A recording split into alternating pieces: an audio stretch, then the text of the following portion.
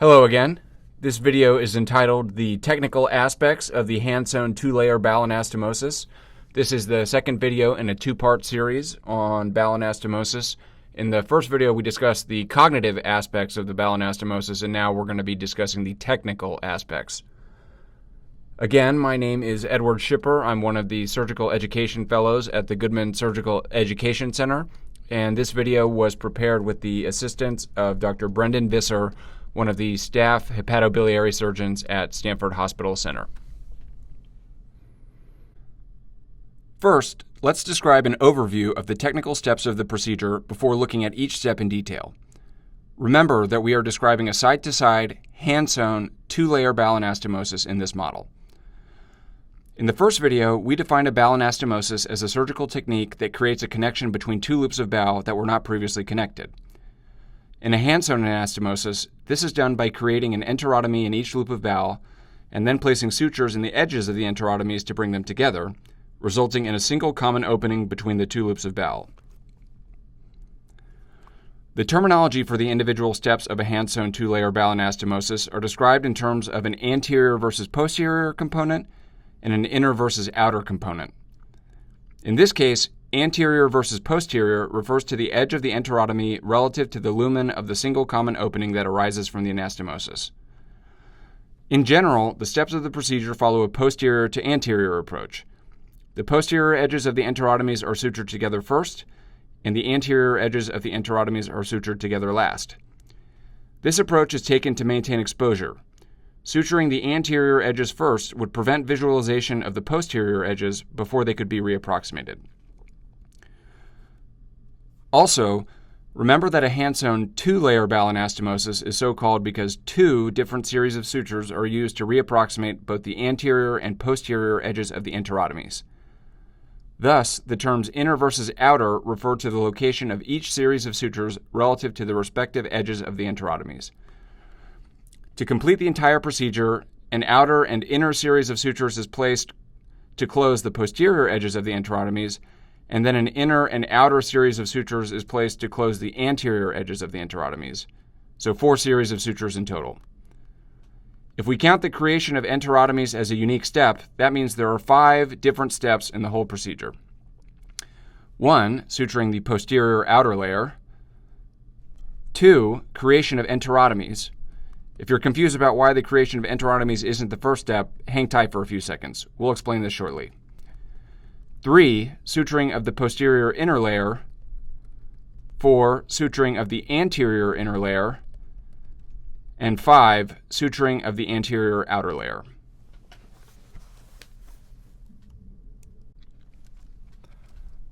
The first step of a side-to-side hand-sewn two-layer bowel anastomosis is placement of the posterior outer layer of sutures in the bowel wall.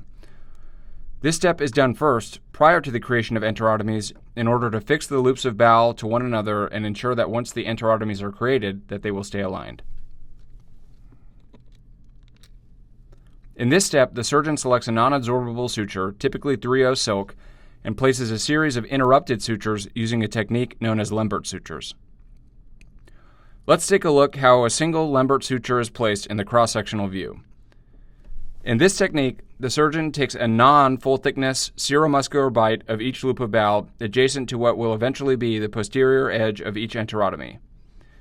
Although Lembert sutures are often described in the literature as seromuscular bites, this is a bit of a misnomer because a proper Lembert suture should also incorporate a bite of submucosa, the strength layer of the bowel that has the tensile strength to hold the suture. Once tied, the Lembert suture has the effect of bringing the two loops of bowel together and fixing them in place prior to the creation of the enterotomies. Now let's see how the entire series of posterior outer sutures is placed from the surgeon's view. This step begins with placement of a distal and a proximal Lembert suture that define the boundaries of the enterotomies and also act as stay sutures. Successive interrupted Lembert sutures are then placed in a distal to proximal fashion. Using our understanding of the conceptual model of the posterior and anterior aspects of the enterotomies, we know that the bites for our posterior outer layer must be taken along the posterior aspect of the two future enterotomies. This is how the bowel looks after the Lembert sutures are tied.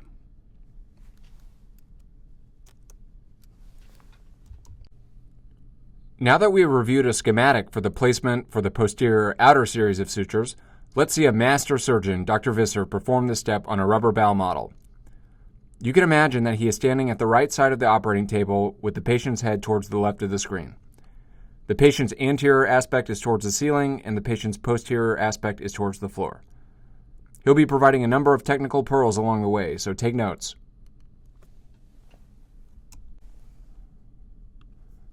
At this point, Dr. Visser has already placed the distal stay suture, and now we are seeing him place the proximal stay suture along what will eventually become the proximal aspect of the enterotomy.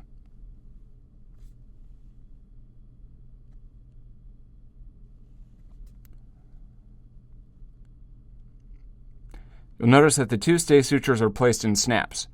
The snaps help to create tension, facilitating exposure.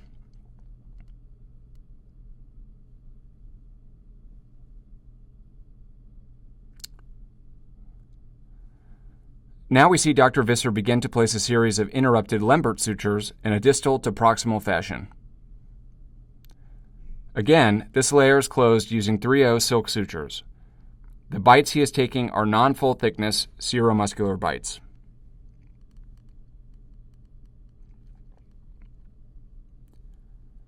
You'll notice that as Dr. Visser is placing each Lembert suture, he is leaving them untied. This is a good time to introduce the concept of batching. By this, Dr. Visser means that rather than placing each suture and then tying it as he goes, he is compartmentalizing each maneuver into its own batch. In other words, Dr. Visser is doing a batch of suture placement first, and once that is done, he will complete a batch of knot tying. There are a few advantages to this approach. For one, efficiency is improved by compartmentalizing each individual maneuver.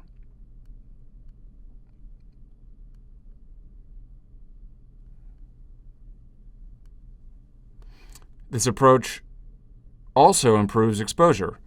You can see when Dr. Visser is tying each suture, it has the effect of rolling in the two loops of bowel together, which would decrease visualization of the bowel wall and impair placement of the Lembert sutures if they hadn't already been placed earlier.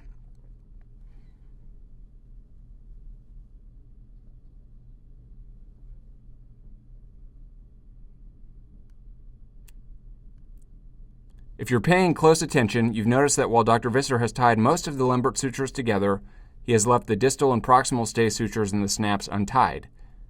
This is a conscious decision to facilitate exposure and operative access to the corners of the soon-to-be enterotomies, which will be helpful in a subsequent step. The next step after placement of the posterior outer layer of sutures is the creation of enterotomies. The enterotomies are shown first in a cross-sectional view. First, we use the location of the previously placed Lembert sutures to decide where to place the enterotomy in each loop of bowel. And here, we see the resultant full-thickness defect in each loop of bowel after each enterotomy is created. Seen from the surgeon's view, appreciate that the length of the enterotomies is defined by the distance between the distal and proximal stay sutures. The enterotomies should be made a few millimeters away from the Lembert sutures. As discussed in the first video, each enterotomy results in an eye-shaped defect with two future posterior edges and two future anterior edges. Now let's watch Dr. Visser create the enterotomies.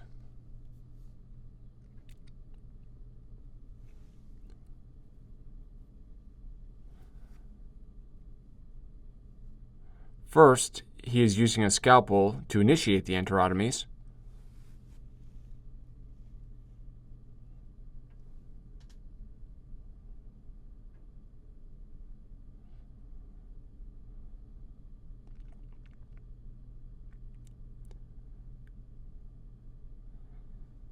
And now he is using scissors to extend each enterotomy. Note that in the operating room, this maneuver can also be done with a bovie. For the sake of avoiding the scent of burnt rubber, we have opted to avoid using electrocautery in this demonstration. Again, appreciate that the length of the enterotomies is defined by the distal and proximal stay sutures placed at the beginning of the previous step. Once the enterotomies have been created, the next step is to place the posterior inner layer of sutures. In this step, the surgeon selects an absorbable suture, typically 3/0 PDS or 3/0 Vicryl, and places full thickness bites to the posterior edges of the enterotomies in a continuous, simple running fashion. Let's visualize a single bite of this closure in the cross-sectional view first. A full thickness bite is taken through each posterior edge of the enterotomies. And now the posterior edges of the enterotomies are reapproximated. Now let's see how this step is completed in its entirety from the surgeon's view. Again, this step involves taking full thickness bites through the posterior edges of each enterotomy in a continuous, simple running fashion. This step is initiated by placing two separate sutures at the midpoint of the length of the enterotomy. The surgeon runs one suture toward the proximal corner, and the assistant, who is standing on the opposite side of the table, runs the other suture to the other corner. Having the assistant complete this portion of the maneuver prevents the surgeon from having to suture in a proximal to distal fashion, which is technically more difficult. At the completion of this step, the posterior edges of the enterotomies have been reapproximated and a single needled suture remains at the proximal and distal corners. The posterior interlimbar sutures are hidden behind this closure. Now let's watch Dr. Visser complete this step.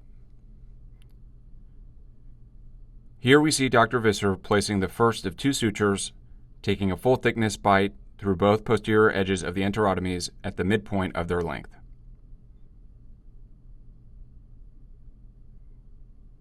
And then tying it to reapproximate the tissue. Again, we are using 3/0 vicryl for this step.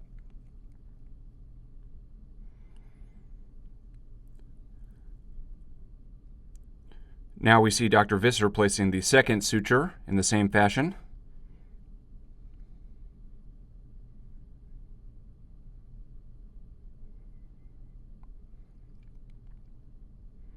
Now Dr. Visser is tying the two non-needled edges of the sutures and will cut them shortly thereafter.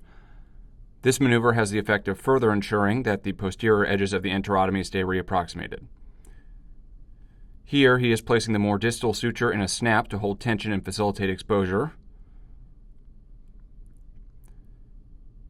And now he is loading the needle driver with the more proximal suture. You can't see the assistant in this frame, but you should appreciate that the assistant is following Dr. Visser, further improving the exposure of the operative field. Dr. Visser will now run the suture proximally, taking full thickness bites through the posterior edges of the enterotomies in a continuous, simple running fashion. The name of the game in this step is efficiency. Here, the technical pearl is pitch, catch, left hand behind, pull up, pull out. By pitch and catch, Dr. Visser means that the needle is pitched through the tissue with the needle driver in the right hand and caught with the DeBakey's in the left hand. The needle is pulled out slightly with the DeBakey's, and then the right wrist is supinated by rotating counterclockwise so that the needle can be delivered through the tissue by pronating or rotating the wrist in a clockwise fashion.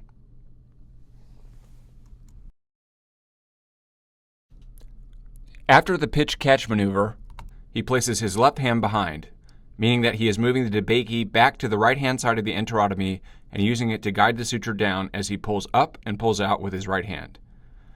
He is positioning the DeBakey's in such a way as to lay the suture down on the posterior edges of the enterotomies in a perpendicular fashion for optimal and efficient reapproximation of the tissue.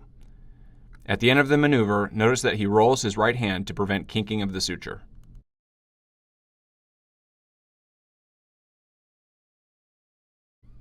Now let's watch Dr. Visser complete this maneuver in full speed.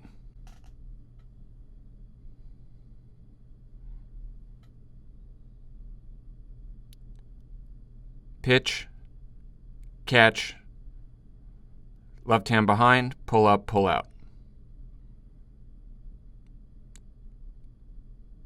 Pitch, catch, left hand behind, pull up, pull out.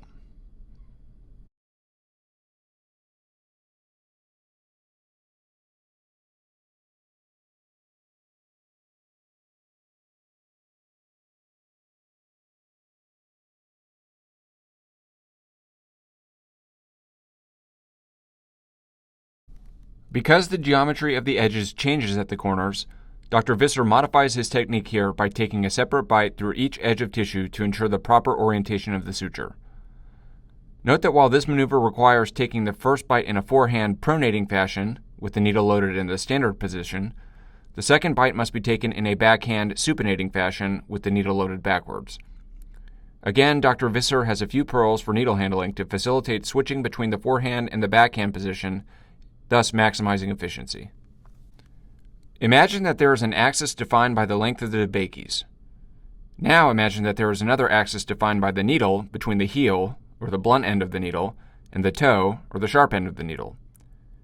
After the first bite through the tissue is taken in the forehand fashion, the needle is grasped and delivered through the tissue with the debakes such that the needle axis and the debake axis are parallel. The left hand is then rotated 180 degrees clockwise to flip the needle upside down, allowing the right hand to load the needle driver in the backhand orientation. The second bite is now ready to be taken in a backhand fashion.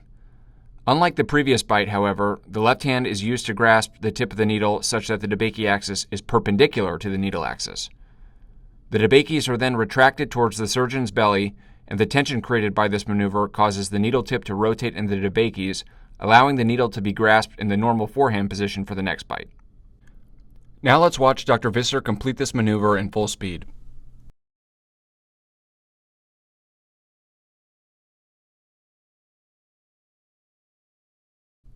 Once the corner is done, the assistant would complete the entire step of suturing the posterior inner layer on his side in the exact same fashion.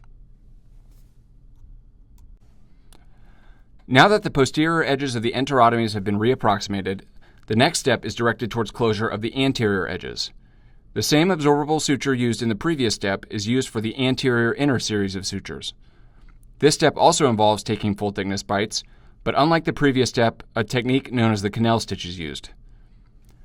The technique of the canal stitch is best appreciated from the surgeon's view. We will not show a schematic in the cross-sectional view. This layer is completed starting with the suture needle apparatus at the corner of the enterotomy distal to the surgeon. Remember, after closing the previous posterior inner layer, we were left with two needled sutures at the distal and proximal corners of the anastomosis. We will not show the closed posterior inner layer in the drawing so that you can clearly see the placement of the canal stitches through the anterior edges of the enterotomies. The surgeon sutures towards the proximal corner where the two sutures can be tied together. The orientation of the full thickness bites of the canal stitch is easily remembered using the mnemonic into the bar, out of the bar, across the street. In this case, the bar is the bowel lumen, and crossing the street refers to switching from the anterior edge of the enterotomy of one loop of bowel to the other. The completed canal stitch closure is shown here.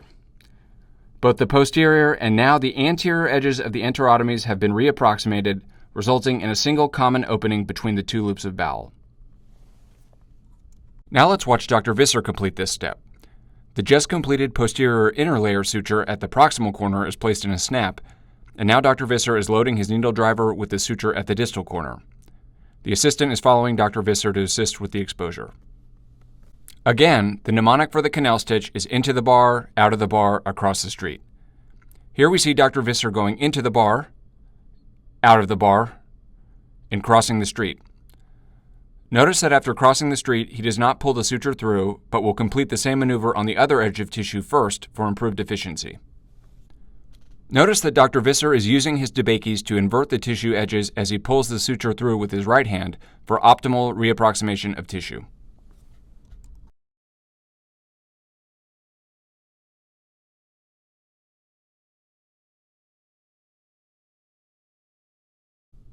Notice also that with the canal stitch, Dr. Visser is changing the axis of tension on the suture as he pulls through with his right hand, such that the tension is not so much upwards towards the ceiling, but downwards towards the floor and towards himself. This maneuver also assists with the optimal approximation of tissue.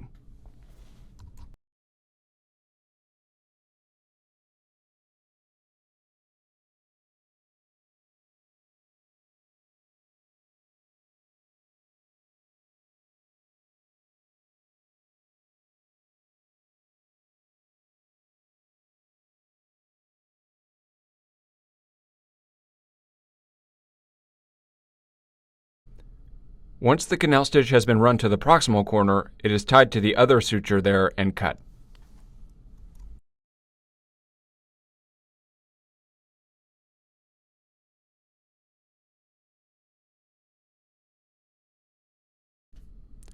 As with the posterior outer layer, the anterior outer layer is closed with non-absorbable 3/0 silk sutures using the interrupted Lambert technique. The cross-sectional view of the Lembert sutures in this layer is the same as in the first step, so we will not repeat it here. Seen in the surgeon's view, the surgeon takes non-full thickness seromuscular bites along the closed anterior edges of the enterotomies of each loop of bowel. As in the first step, successive interrupted Lembert sutures are placed in a distal to proximal fashion. Once tied, the Lembert sutures have the effect of burying and protecting the anterior suture line.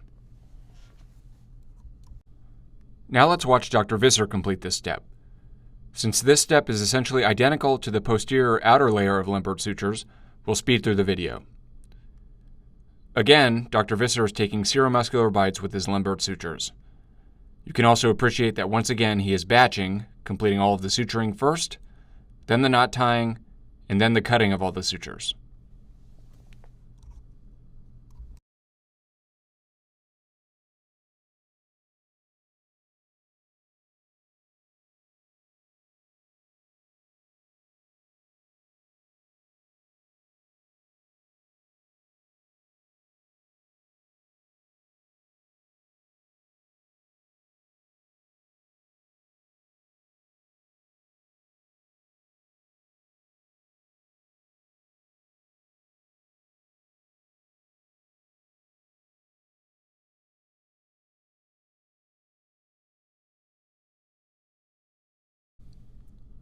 The last step of the procedure is to tie and cut the previously placed stay sutures.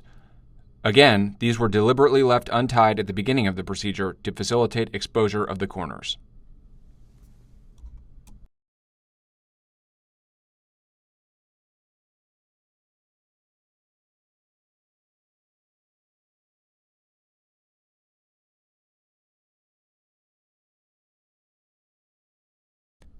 And that concludes our video on the technical aspects of the hand-sewn 2-layer bowel anastomosis. Special thanks to Dr. Visser for dedicating his time and energy to creating this video.